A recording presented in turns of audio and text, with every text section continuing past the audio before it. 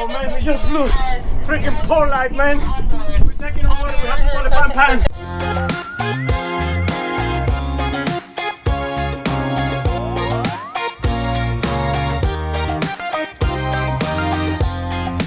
Into the wild again. Tell me when does it end? Hide under the shadow of the morning.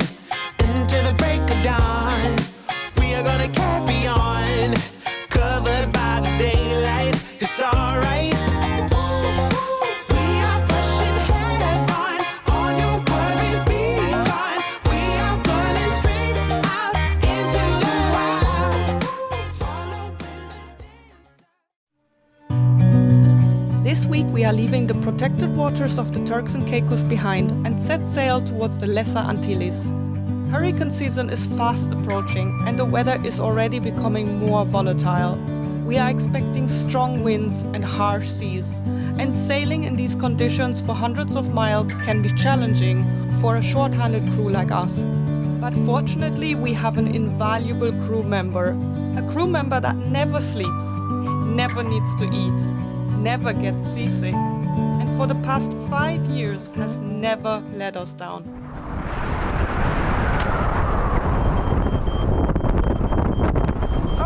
Our autopilot stopped working. I was on watch yesterday and I've noticed that the boat just kept going into the wind, and I engaged the autopilot again and again and it's not working. We're not sure what's going on. There, it's losing the wind. Okay.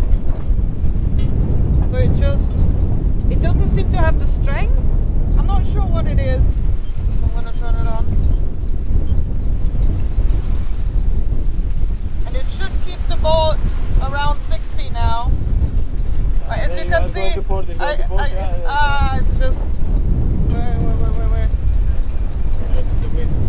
Yeah, this is not good. I went into the Lazaret this morning to see if I could figure out what it is, and it makes, autopilot when it's engaged, normally the arm makes a noise like when it's correcting. This one, it works, and then after a while it goes inside. I think something is broken inside. I don't think it's like the course computer, or I don't think it's the Raymarine instrument. I think it's to do with the actual autopilot. And it does it to port. Don't do it to starboard, just to port. I have no idea. You do it to starboard, it just takes longer. Ah, okay. So I say it does it to starboard as well. So we have to hand steer most of the way now. All of the way!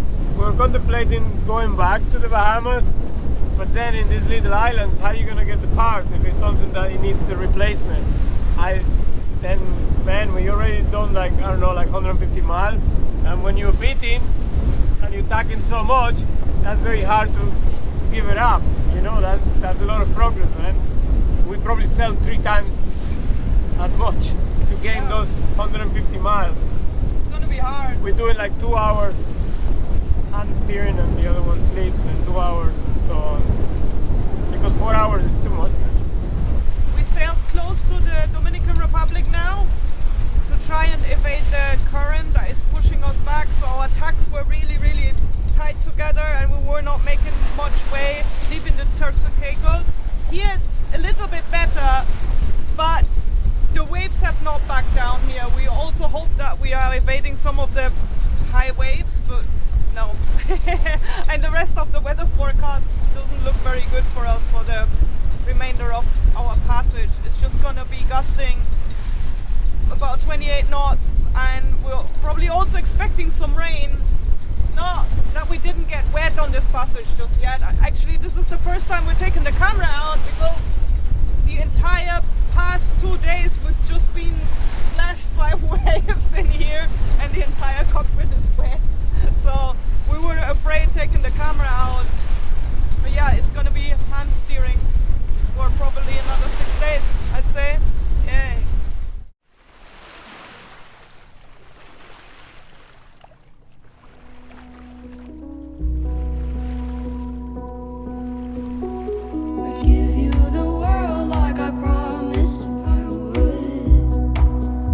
It will never stop to amaze me just how quickly the sea can change. Dawn arrived, and as the darkness faded, so did the wind and the waves. And for a short few hours, we were completely becalmed. Something everyone on board very much enjoyed. I'd give you the world like I promised I would. Even though you wouldn't do the same, I'd do anything you want me to. 'Cause I love you.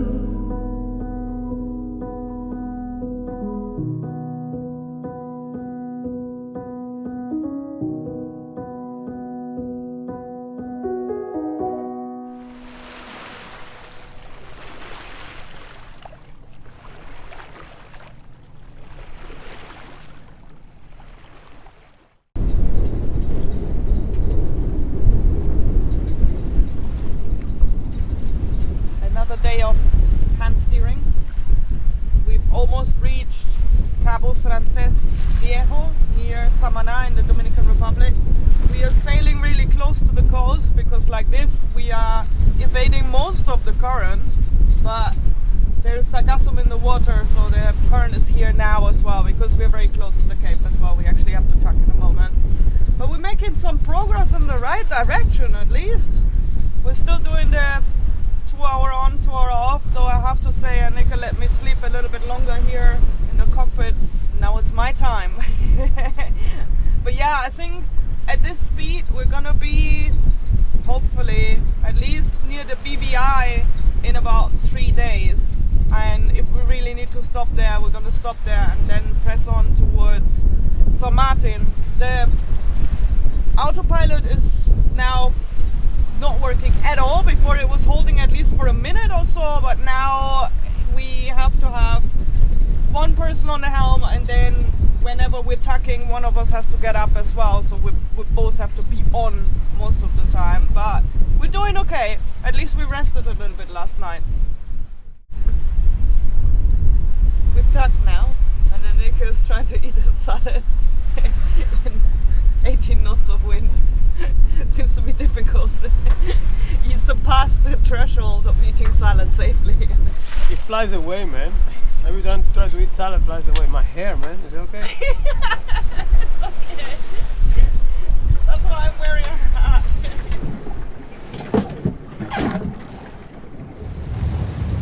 How are you holding up? I'm tired, man. I'm using the auto foot. So I steer with the foot. You don't realize how important the autopilot is until it breaks, man.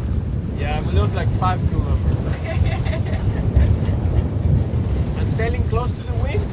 I mean, we do it by feeling now. I don't really have to look at the instrument. I'm sailing at 40, 50, but I guess you tune up with the environment and the sails, so you don't really need to look at the system anymore. We're starting to beat the current now, but it's been very, very hard, man.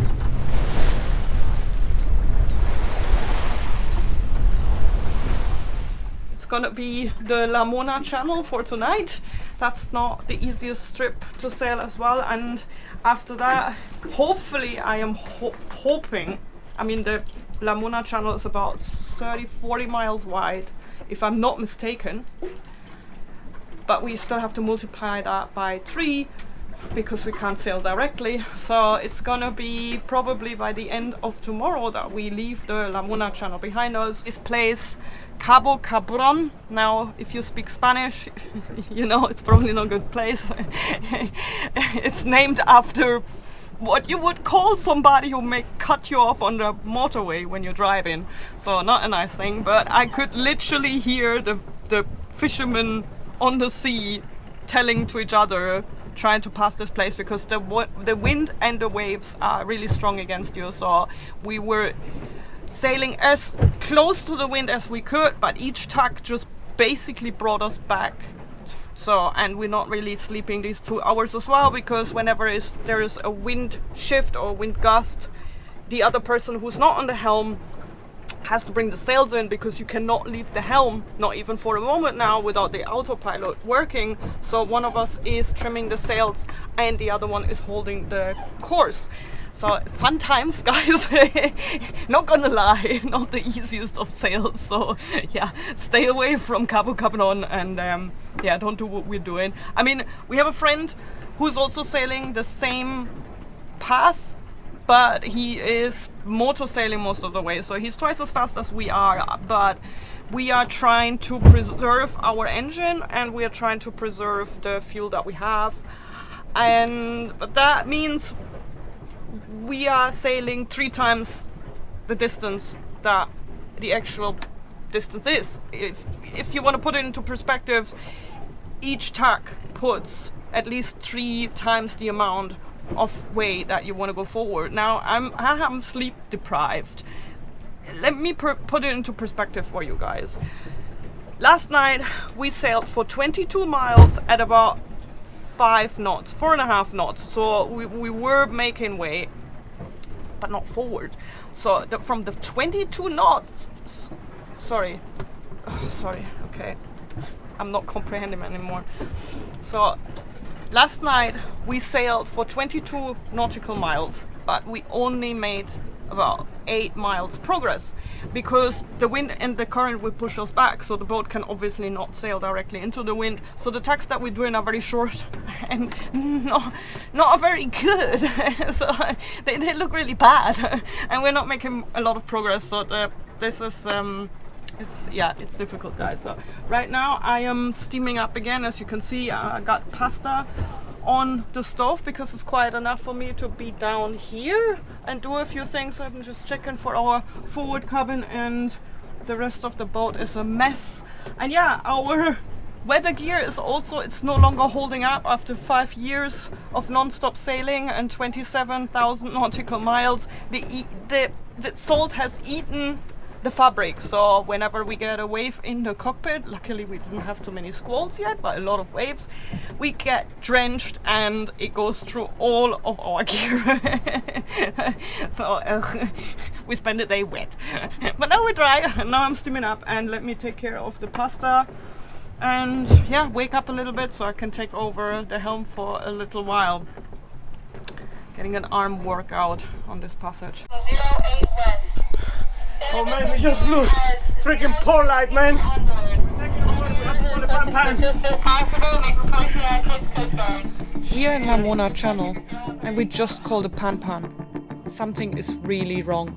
We have water in the boat and our electronics are malfunctioning. There's no port light here. Oh my god. It's gone completely. We heard a bang on the starboard side and realized something other than a wave must have hit our boat, as the impact felt too solid. There's a smell! Some burning smell! We were taking turns to figure out where the smell was coming from, but with the missing port light bringing in air, we couldn't locate it. Sarah, the burning smell have stopped! 39.7. Oh man, look at this! How copy? 18.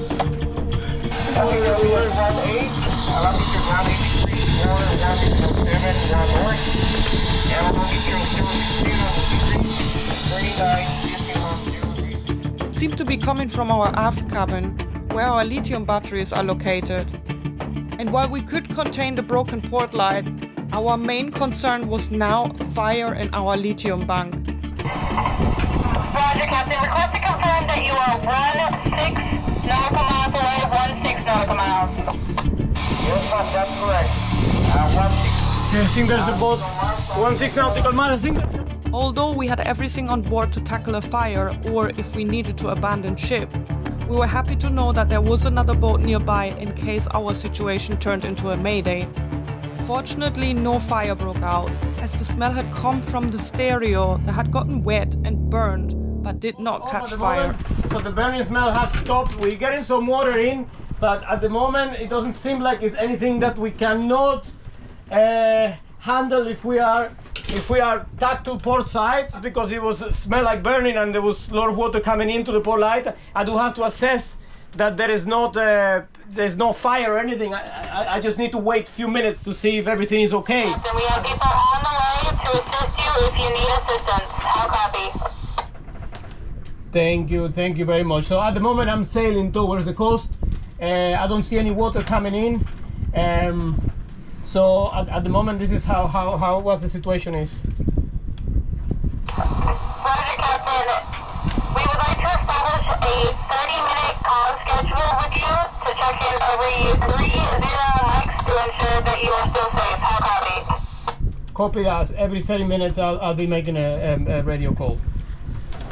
Roger, Captain. Please give us any and all updates as you get them. How copy? Okay, we contacted the authorities, just making sure the cats stay in this cabin. We contacted the authorities in Puerto Rico about what happened, and we're now motoring on the straightest route to Aguadilla.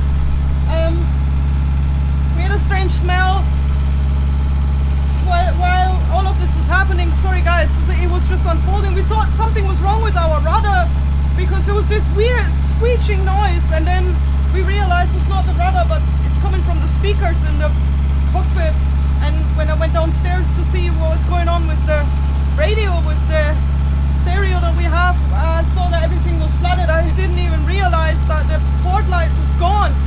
I was just so shocked that I thought something broke on the deck, and we disconnected our lithium batteries as well. Yeah, and now we're about 30 miles from Aguadilla, and we're motoring there directly to seek out a marina or anywhere where we can stop and sort this out. Follow us next time as we work tirelessly in the sun and race against the clock to leave Puerto Rico, where we're stuck in hurricane season and with hundreds of miles to go to make it below the hurricane belt. And please don't forget to like and subscribe so we can continue making these videos for you.